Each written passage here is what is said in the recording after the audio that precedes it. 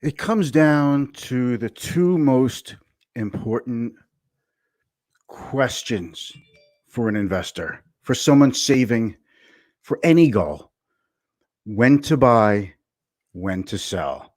And there are so many ways to slice and dice this answer, so many ways to give you another answer.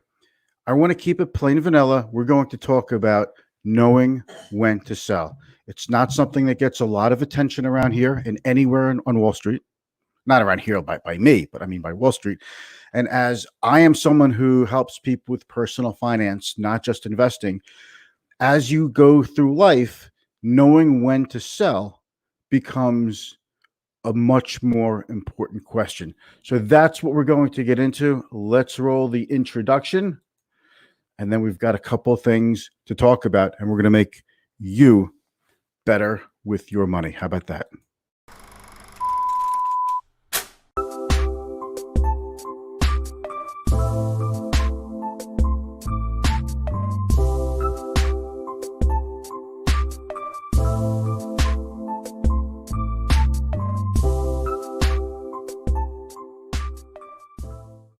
And we are back. So, bam, I don't know why I said that, but today is all about selling. So, welcome to another live episode of Be the Boss of Your Money, because I want you to be the boss of your money, not your money to be the boss of you. So, let's get into talking about when we should sell, when we shouldn't sell, reasons why you should sell, and most importantly, well, everything's most important about this topic: where should you put the money after you sell? Where does the money go to? So I'm going to break it down in a couple of ways. First, I want to talk to you about selling. Okay, to start, the basic thing here is this: you invest for the long term, and you hear about from Wall Street, buy this, buy that. We think this is a buy. We think that's a buy. You should invest in this. You should invest in that. It's really, to me, there's an awful lot of clutter and a lot of distraction, and 99.9% of it's not going to really help you anyway. So the idea is, when do you sell? You need a strategy. You need to look at this not as a matter of being a trader. Well, I bought the stock at $1,100 a share. It's now $2,000 a share. Like, let's say in Amazon, should you sell it? Well, just because it's up a lot doesn't mean you should sell it. It really depends. Think of things in terms of personal finance based on your needs. This way you're making the right decision for you, not just a matter of making a decision based on buying or selling. That's okay for a lot of people. That is perfectly fine. You want to make money in the market, you want to jump on something, you want to make money on something. That is perfectly okay. I'm not knocking that. But for most of you who are watching this, you really want to become better with investing and personal finance and make better decisions. And most of you have probably tried to buy this and sell that. You've gotten it right a few times. You've gotten it wrong a few times. And maybe, just maybe, you're sitting on an investment that you thought you'd be selling by now, but it's not up or it's down. And you're now, you're just waiting to get back to even. That's like the worst case scenario to be in. That to me is just an awful position to put yourself into. So what we want to do is this, okay? What is the scenario when you should sell? I'm going to give you a couple of real life examples. I spoke with a friend of mine yesterday. By the way, happy Mother's Day to all the moms, grandmas, and the moms to the fur babies out there as well. Okay, so happy Mother's Day to all of you who celebrate. So we all should celebrate that, right? The question for this investor was, he's very close to retirement. He feels he has more than enough money to live on for the rest of his life. He has an income coming from other investments such as real estate, pension, Social Security. His and his wife's needs are pretty small. They're pretty, what's the word I'm looking for? They're not lavish. They're not big spenders, and they feel they've got enough with what they have. And he said to me, every time the market goes down, he gets upset. The market went down 34% from peak to trough. And he was just like, what am I doing? I've been in this case before. And he's someone who is sold out of investments in after the tech wreck, after the Great Recession. So my point with this is, if you have enough money to live on and you have enough income for your expenses for the rest of your life, then why bother taking the risk if it's not for you? So this is somebody who's probably never going to become a client of mine, but it's okay. Not everybody's meant to become a client. So that's one example, okay, of knowing when to sell. So that's a personal finance decision. I could give you another answer and say, well, maybe he should have a portion of his money in stocks. Maybe you should do 25% growth and 75% stable / cash equivalents. And that would be an acceptable answer too. And we spoke about that. So that's why I'm bringing this up, because we spoke about that. So he has to decide what he wants to do, and that's fine. What I want to do is put in this person's head is, maybe you're just doing this because you're used to it. You've been told over and over and over, you should be investing. You should be investing. Of course, Wall Street will say you should be investing. But there comes a time when you don't need to invest, when it's more a matter of distributions. You're going from the accumulative stage of your life, of your financial life, to the distributive phase of your life. So that's one way to go about it. And another client of mine, she has a pretty substantial IRA with me. She has we had some cash in the account. She's like, she said she wants to invest the money, and that's because we talk. So it's time to invest. And her view is that I am not even going to touch this money for at least 10 years, maybe longer. So if we can do that for a 10-year hold, then this is very appropriate for this client, because it doesn't really matter to her what's going to happen over the next 3 months, 6 months with, the pandemic, et cetera. 10 years, we should be out of it. And if we're not out of it in 10 years, we'll probably have much bigger problems to worry about than investing more money in stocks. So it's different for everybody. And what I want to say is, it's a personal decision. I'm just working the controls here for this live episode. So when should you really sell? There's only, one scenario as a financial advisor. What I speak to my clients about is not all or nothing investment strategies. I don't like all in or all out. You hear this a lot on TV. Well, I'm out of stocks right now. I'm all in this, or I'm all out of that and all into something else. That might work for people who have no problem liquidating their entire portfolio, putting it in something else, moving it around. That's their business. It's what they do. It doesn't mean that's necessarily tied to all of their personal money either. But for the typical investor, and I realize no one's typical, but for the regular investor who's saving for retirement and who's going to be living off of these funds, the times when I say you should sell is really a matter of your time horizon, when you have cash obligations coming up. So if you have kids going to college and they're, let's say, a 10th grader or 11th grader, by the time they're in 10th or 11th grade, I don't want to really see any of that money in their 529 plan, if they have a 529 plan, in stocks. Because now if the market goes down and they are invested, they might not have enough time to recover from a bear market, such as the one we just went into. And now they're forced to sell into a bear market because they really can't afford to lose any more money. So this is why you see age-based portfolios, target date portfolios, because they're a pretty good way to instill some discipline in helping you sell regularly on a schedule that will more or less coincide with when your particular financial obligations are coming due. So that's why that's to me is personal finance. I don't like the all or nothing sell button. Now, there are individual stocks, there are mutual funds, and there are exchange traded funds. There are a number of ways to sell. I will share with you one strategy that I use, and it's not for everyone. It's not blanket advice here. So one of the things that I do is I often use for clients trailing stop loss, trailing stop sell limit orders. So if the stock goes from 100 to 105, 210, maybe I'll put a stop at 105. If the stock goes to 115, my stop will move to 110, and my stop order keeps chasing up the stock as it goes higher. When the stock comes back down, it acts as like let's say a release valve, and that's one way to sell. But at least there's a strategy. You see, if you don't have a strategy, if your strategy, by the way, is to invest and keep investing in your, let's say, your 401k plan for the next 20, 30, 40 years, that's a great strategy. You don't need to talk about trailing stop orders. So that's for somebody who's invested in individual stocks, or for someone who may be using exchange traded funds, because you can use limit orders for exchange traded funds. You can't use those for mutual funds. So if you have any questions about selling or when you should sell or anything in that realm, hit me in the comments. I'd love to answer your question. I just want to make sure I'm not missing anything. Okay.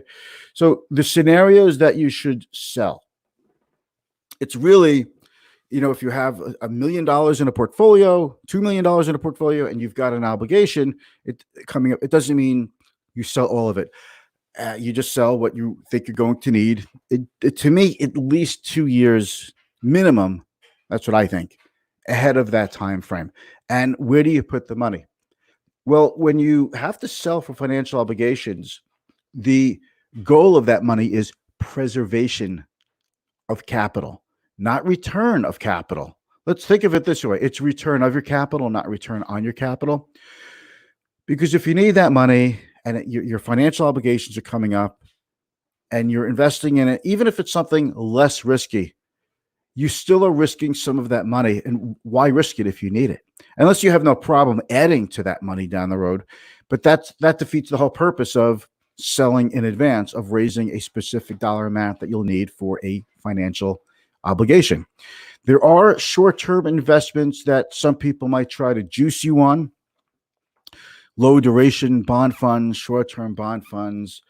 I'm not into that. I'm not with it. I'm not saying those aren't good investments or they're not an important part of an asset allocation. But if your money is set aside, and I get this a lot, clients say to me, hey, I'm not getting anything on that money. I'm getting, basically nothing, almost nothing on that money. It's not the point. We could maybe try to earn 0.5% or 1% or 1.25% on it. But then you're taking the risk that you could lose 4 or 5% if interest rates move the wrong way, if the bond market moves the wrong way. You just don't know. So if you're really into raising money for an obligation, preservation of capital comes into play. And it's I'm sorry to say, it's too bad. You just have to accept earning next to nothing on a money market or savings account balance. You could try to go for a CD if you can time your duration of your CD until you need it. But again, you're still putting in yourself in the position of earning little or close to nothing. So it's just too bad, because I want you to get return of your money, not a return on your money. So everyone has a different risk tolerance, but your risk tolerance is first and foremost determined by your time horizon. Shorter the time horizon, the lower your risk tolerance. It doesn't mean you have to do that with all of your money, because we all have different financial obligations coming due at different times. So it is possible for you to have maybe several different accounts, brokerage slash, bank accounts or money market accounts, what have you, because you have different obligations coming due. And that's perfectly fine. No one says you have to have everything in one account. Some people prefer to have everything in one account, and they just divide it into their account, in their way. But whatever your choice is, that's fine. There's no right or wrong. Again, that's what puts the personal into personal finance. Make personal finance personal again. That's what I say. So let's just check to see if there's anybody out there, if anybody has any comments, questions, what have you. I see Justin is out there. Hey, buddy, thank you so much for joining us. Hey, Dove, good to see you, man. Dove, you've been showing up a lot here. I really appreciate that. Thank you very much. And maybe we'll do something together one of these days and talk about health and things like that, because, we're going to be living longer, supposedly, and working longer. So we've got to stay healthier for longer. Okay. Hey, Bill, it's great to see you. Always great to see you, Bill. Thank you very much for your support. Yes, Frank, I am using, Frank says I'm using his Grand Central backdrop. Well, Frank, I've often said that one of the best things about your videos is you've got the greatest backdrop in the world, which is Grand Central Station. Because of my friend Frank Maurizio, his office is overlooking Grand Central Station. So when he creates content, he often goes down to Grand Central or just outside of Grand Central. The views are incredible, and if you've ever been in Grand Central Station, it's one of the most magnificent architectural structures that you'll ever see in your life. It's just incredible. And you look up at the ceiling, it's just the giant chandeliers. It's just an incredibly ornate, stunningly beautiful building. So, and it just, I love it there. I enjoy going to Grand Central whenever I can. And there's some pretty cool restaurants there as well. Let's take a look and see if anybody's watching us out in LinkedIn. Just want to make sure I get to all of you. And I would really love to answer your questions. So if you do have any questions out there, hit me up. I'm here to answer them. We're talking about investing. Hey, Sririam, great to see you. By the way, if I mispronounced your name, please let me know. And you're always out here, and I really appreciate seeing you out here. It's great to see you, man. Thank you very much. So we're talking about knowing when to sell. So I want to take it to the next step. Okay, selling should be more of a matter of personal finance, not a matter of timing the market for most of you. And I don't mean just timing the S&P 500 or the Dow Jones. By the way, these are indexes. You can't invest directly into an index, but you certainly could invest in a security that tracks or mimics an index. But what I'm talking about is timing could be for individual stocks as well. And there's nothing wrong with it if that's for you. My preference, my poison is exchange traded funds and or individual stocks, whatever's right for the client. I mean, why use individual stocks? Well, I'll tell you why. Some clients prefer to see, the ingredients. They like to see what's in their portfolio. They like to do that, and some people just want to see the finished goods, the packaged goods. So maybe you want to get the ingredients, and I know this is a corny analogy, and make your brownies with the individual ingredients. And maybe you just want to buy the end packaged product and take it out of the bag, and that's it. So it's really about personal finance, personal preference. I've have clients who don't want anything to do with individual stocks, and I have clients that only want individual stocks, and I have everybody in between. But the tool, these are just tools. These are tools that you use. So I use what I feel are the best interest tools and advice for my clients, and that's really what it comes down to. Generally speaking, I manage clients on a fully discretionary basis. So I pick what goes into their account. So if I do feel in a stock account that an ETF will work, I'll use it. But I want the right tool for the right client. And then I want to configure the assets basically based on somebody's time horizon, risk tolerance. And then I create an asset allocation, and then I fill in the asset allocation. Let's say somebody's 60% stocks. I might fill in that 60% with individual stocks or exchange traded funds. Almost all the time, it'll be a mix of both or just exchange traded funds. So let's now go through a quick update. I usually go through the market updates first, but I'm going to do this. Wanted to get right into the value right away. So today was an interesting day in the market. The Dow was down 100. No big deal. 100 points when the Dow is at 24,000 is not a big deal. The S&P was up, eked out a tiny little gain, and the Nasdaq had a decent gain, up about 0.8%.